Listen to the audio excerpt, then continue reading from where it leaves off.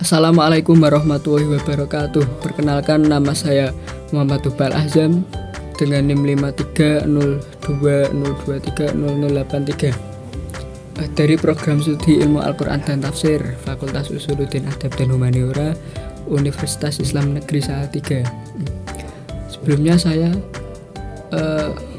di video pada kali ini akan menyampaikan materi pengantar filsafat.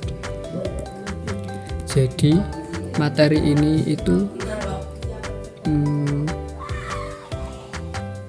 kita belajar materi ini sebelum belajar materi filsafat. Yang pertama, kita langsung saja ke pengertian filsafat. Asal kata filsafat, kata filsafat berasal dari dua kata, yaitu kata yang pertama adalah philos yang berarti cinta, dan kata yang kedua adalah sophos yang berarti kebijaksanaan. Jadi setiap orang yang belajar filsafat diharapkan dapat menyikapi sesuatu dengan benar. Misalnya menyikapi masalah hidup dan menyikapi keadaan yang dialaminya. Jadi seorang filosofis dalam menyikapi sesuatu itu harus dengan bijaksana, tidak hanya menggunakan satu pandangan saja, tapi juga menggunakan sudut pandang yang lain untuk dapat menyelesaikan masalah. Kemudian langsung saja lahirnya filsafat. Lahirnya filsafat itu dimulai sejak zaman Yunani kuno, kurang lebih di abad ke-6 Masehi. Pada masa zaman ini dipandang-pandang sebagai masa keemasan para filosof, dikarenakan pada masa ini orang-orang memiliki kebebasan untuk mengungkapkan ide-ide atau pendapatnya. Kemudian beberapa tokoh yang terkenal pada masa ini, yaitu yang pertama Thales 625 sampai 545 sebelum Masehi. Tokoh Thales ini berpendapat bahwa awal mula segala sesuatu itu adalah air. Misal asal bumi itu sebelumnya adalah air, dan misal lagi awal mula manusia itu adalah air. Thales menganggap awal mula segala sesuatu itu adalah air. Kemudian tokoh yang kedua Anaximenes 538 sampai 480 sebelum Masehi. Anaximenes ini menganggap bahwa awal mula segala sesuatu adalah udara. Berarti Anaximenes. Kemudian tokoh yang kedua yaitu Anaximenes 538 sampai 480 Masehi. Anaximenes ini menganggap bahwa awal mula segala sesuatu adalah udara.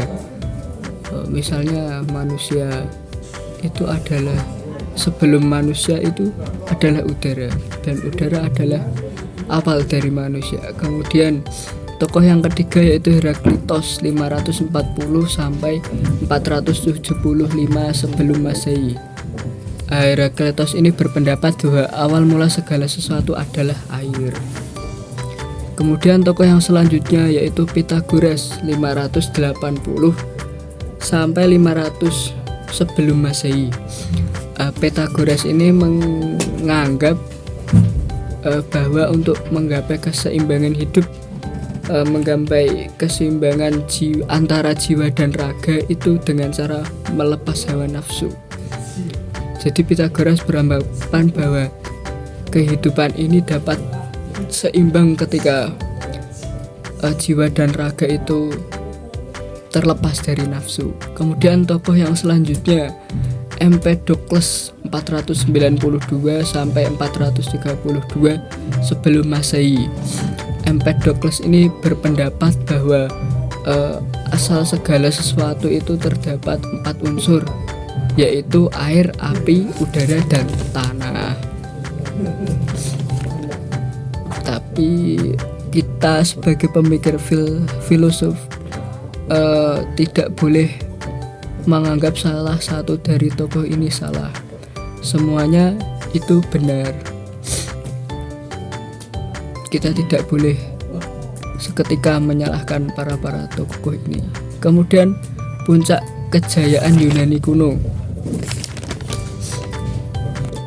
Selanjutnya adalah puncak kejayaan Yunani kuno.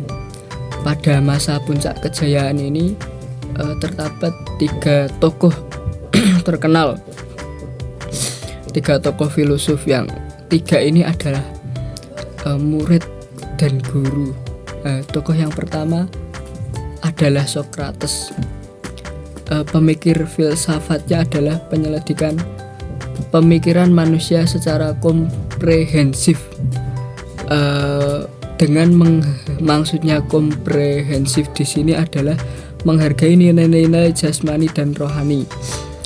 Metode berfilsafat Socrates adalah ilmu kebidanan, yaitu metode dialog untuk melahirkan pengetahuan yang benar.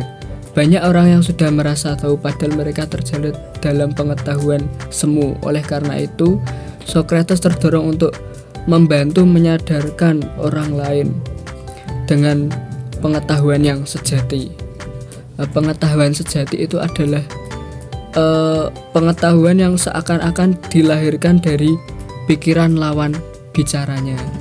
Kemudian Plato sendiri merupakan murid dari Socrates. Menurut Plato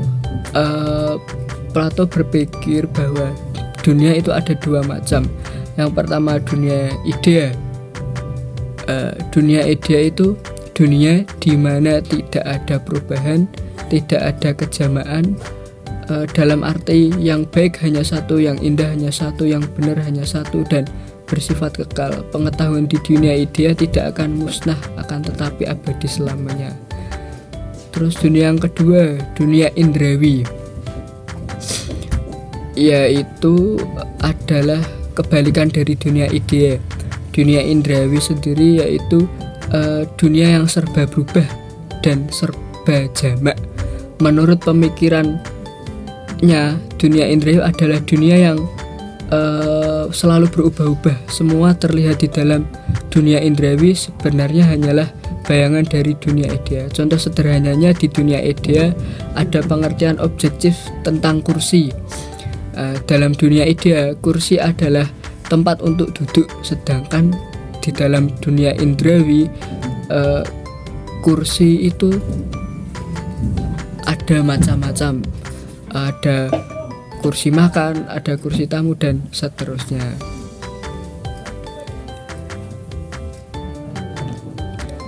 Terus menurut Plato, manusia terdiri dari jiwa dan raga. Raga adalah wadah dari jiwa, sedangkan jiwa adalah realitas dari manusia yang sebenarnya. Jiwa manusia ini bersifat abadi yang pernah hidup berada di dunia sebelum masuk ke badan. Dengan kata lain, manusia dapat mengetahui pengetahuan sejati dari dunia idea dengan cara melatih kesadaran dan kepekaannya untuk mengingat-ingat kembali, mengerti karena ingat. Jadi menurut Plato, sebelum jiwa sebenarnya manusia ini sudah berpengetahuan. Sebelum jiwa ditiupkan ke dalam badan, sebenarnya manusia itu sudah mengetahui banyak hal. Manusia hanya perlu mengingat kembali pengetahuannya tersebut. Terus Plato menggambarkan kesadaran filosofis manusia adalah ketika seorang mampu memahami pengetahuan sejati, sehingga dengan sendirinya dia akan berbuat baik. Budi adalah pengetahuan. Siapa yang tahu maka akan berbuat baik, karena pada hakikatnya manusia memiliki nilai batin yang mendorong untuk berbuat baik. Jadi sebenarnya manusia itu tidak ada yang jahat, manusia itu baik semua.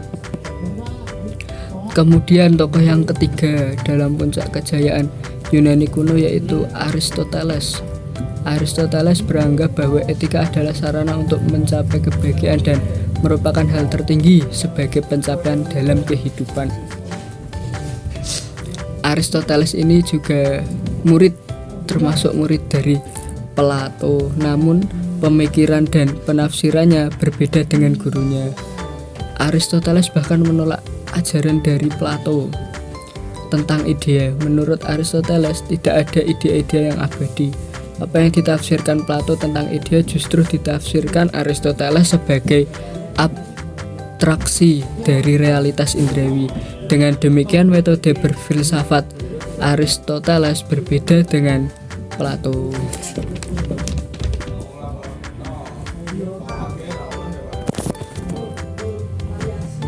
Mungkin itu saja yang dapat saya sampaikan. Apabila banyak kesalahan dan kekurangan, mohon maaf yang sebesar-besarnya. Dari saya, wassalamualaikum warahmatullahi wabarakatuh.